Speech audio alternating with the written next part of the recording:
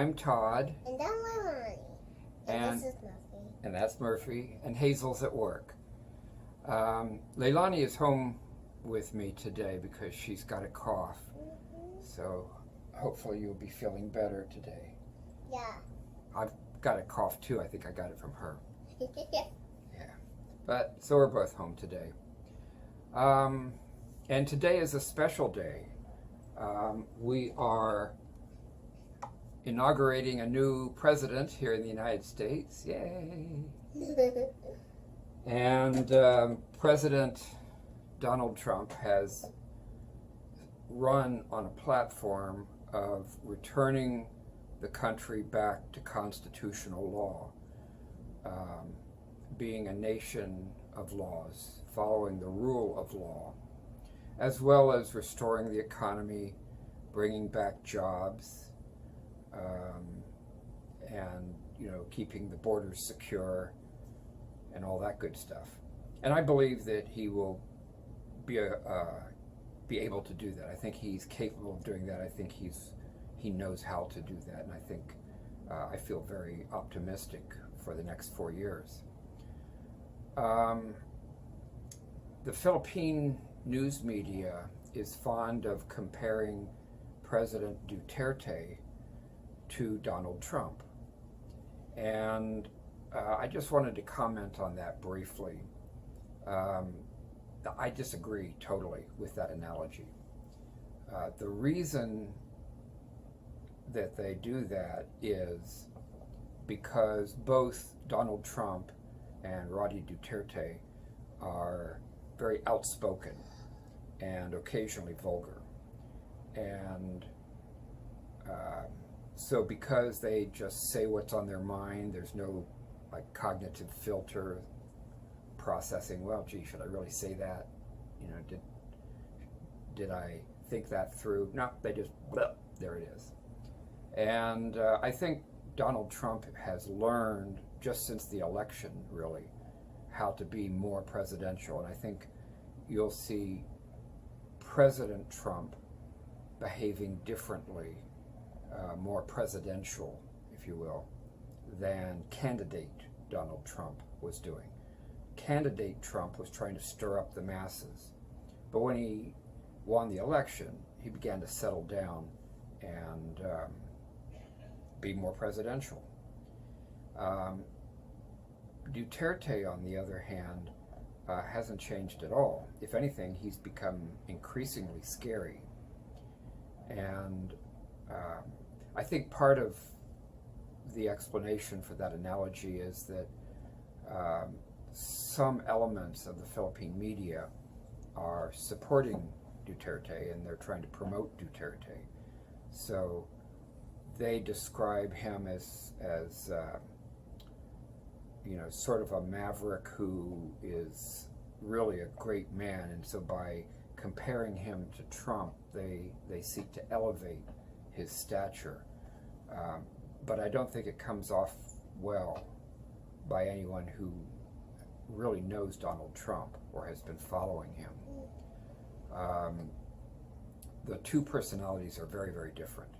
Whereas Trump campaigned on following the Constitution and obeying the rule of law, Duterte has quite gleefully scorned his Constitution and made public proclamations that if the police departments suspect that you might be a drug addict or a drug pusher, then all they really have to do is leave a note beside your body and they're free to kill you.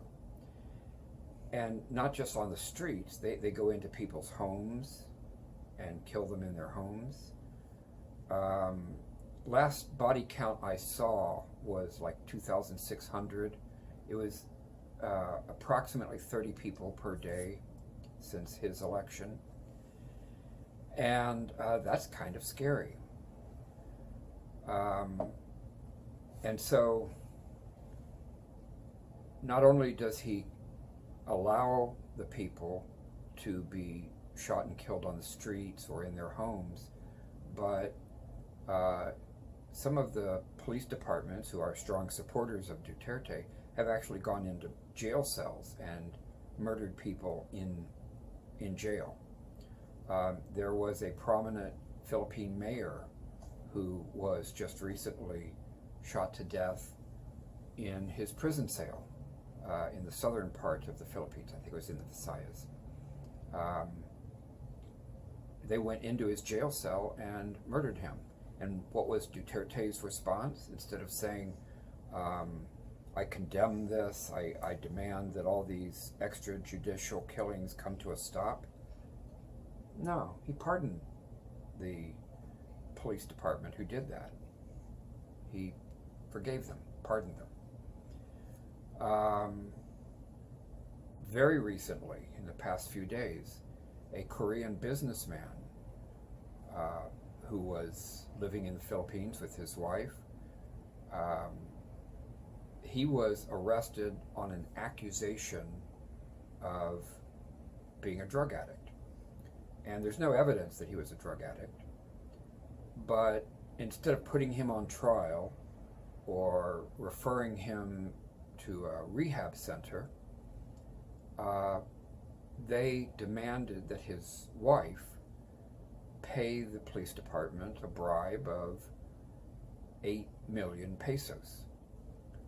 Well, the wife did come up with 5 million pesos, and she was going to pay the other 3 million, but she said, okay, I've given you 5, now give me my husband. And then word came out that, in fact, they had gone into his cell and strangled him. And then his body was cremated, and so all Korea got back was an urn with some ashes. And what was Duterte's response to that? He says, well, these are not my police. So his logic is flawed. His lack of empathy or concern for the Korean who was in the Philippines is appalling. He did not apologize to the wife. He did not apologize to Korea. He did not apologize to the United Nations. Quite the contrary. He condemned the United Nations for condemning him. He has threatened to kill members of the news media, especially ABS-CBN, who has been reporting his antics publicly. And he's threatened to have them killed. And so the free press in the Philippines is very apprehensive about going after Duterte. Duterte has bragged about the people he has murdered himself personally. He threw one victim out of a helicopter. He has personally murdered others when he was mayor of Davao. He has ordered hits on God knows how many people.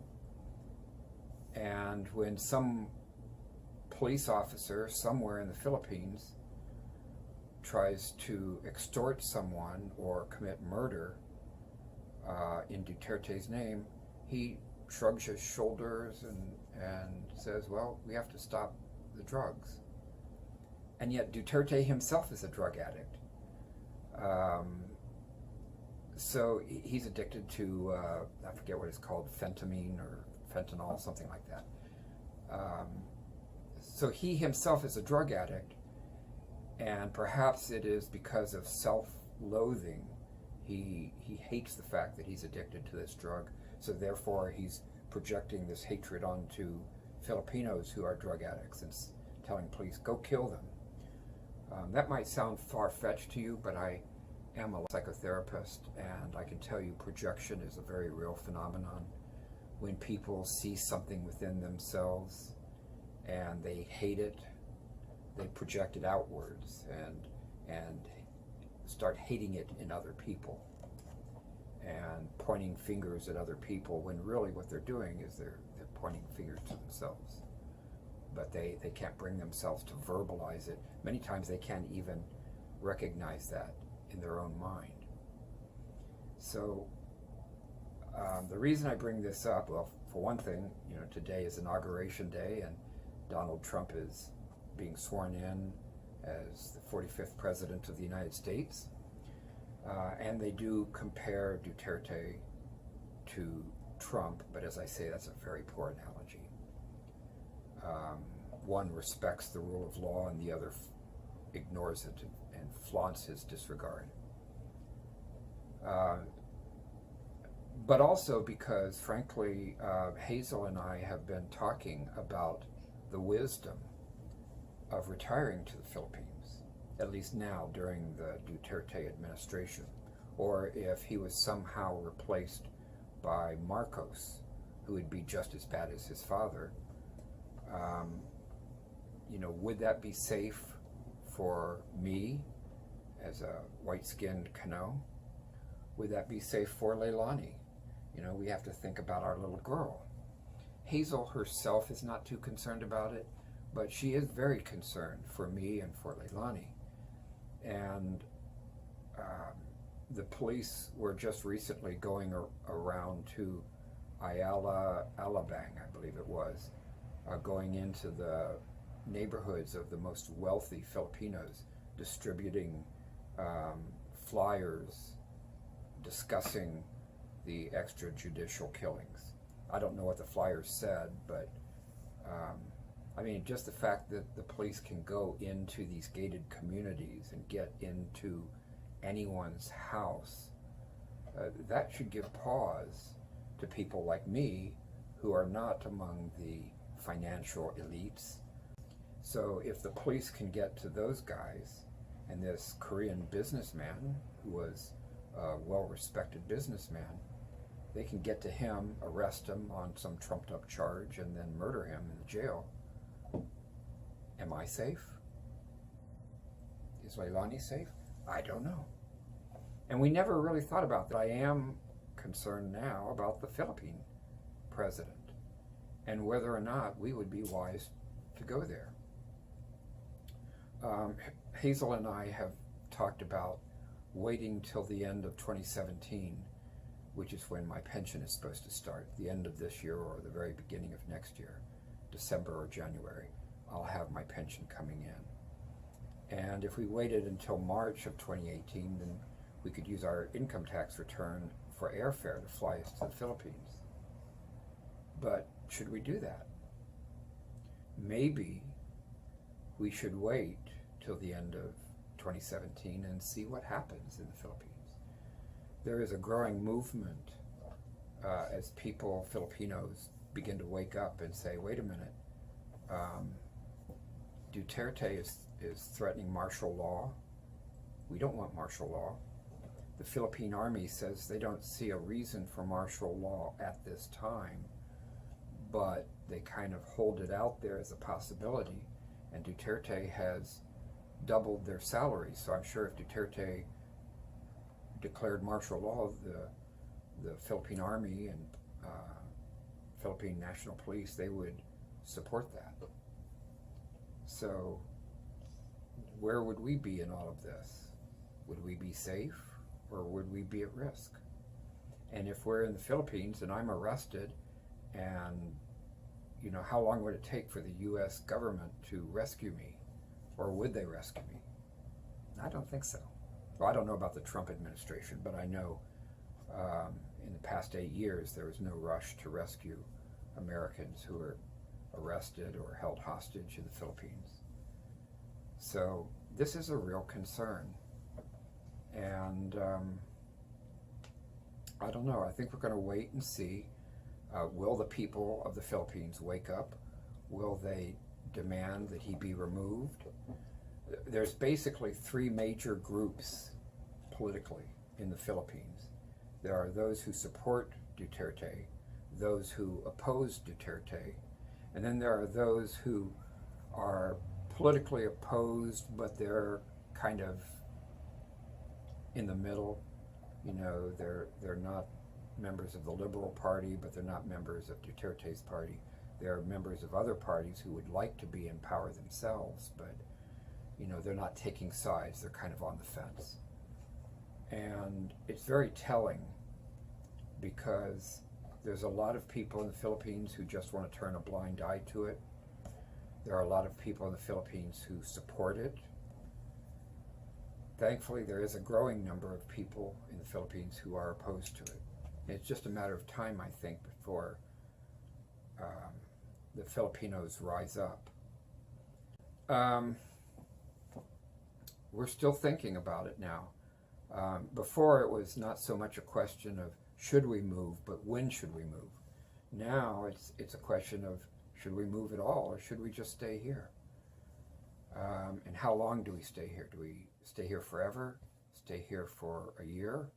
Stay here for another 5 or 6 years until Duterte is out of office? We really don't know. We're scratching our heads trying to figure this out. So let me know what you think about it. Perhaps some of you are Duterte supporters. I hope not, but you might be. Most of my family in the Philippines, they're very much opposed to Duterte.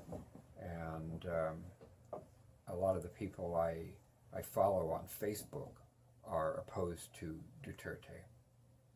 But as long as he's the president there, you know, he can pretty much say and do whatever he wants to say and do. And it's kind of scary. So those are my thoughts as of right now. On the good news side, because of the things Duterte says and does, the peso to dollar exchange rate has gone way up. It's been over 50 pesos to the dollar for 3 days in a row. That's really good for overseas foreign workers who are sending money to the Philippines. But it's also a sign that the Philippine economy is staggering under this guy, and it might be one of the factors that prompts people for change. So share your thoughts. Let me know what you think. Maybe it's all just talk and there's nothing to worry about. But I'm sure the widow of the Korean businessman would not say it's just talk. And I'm sure the widow of the mayor who was murdered in jail would say it's not just talk. And I'm sure the widows of all the people who were gunned down in the streets for allegedly being drug addicts or drug pushers, I'm sure they wouldn't say it's just talk. I mean, I'm all in favor of getting drugs off the street, but if someone is suspected of a crime, bring them into court, present the evidence, prove that they're guilty, and then render whatever punishment the law allows for that. Or send them to rehab, which would make more sense in my eyes. Me being a therapist, that's the way I would do it. Send them to rehab. But I don't know. It's a puzzle to us. Maybe you have some insight. If so, please share it in the comments below. And we thank you for watching. Stay tuned for our next vlog. And when the way I just gave me Muffy, I was just staring at the tooth guy holding Muffy in my hand like this. When that was happening when I was 4 years old too. Yes, a church lady gave her Murphy, and so now they're best friends. Mm-hmm. And Leilani has her own channel, by the way. It's Our Leilani's Life. And see how cute she is? Very cute. She's really cute for me. Okay, well, thank you for watching. And bye-bye. And bye-bye.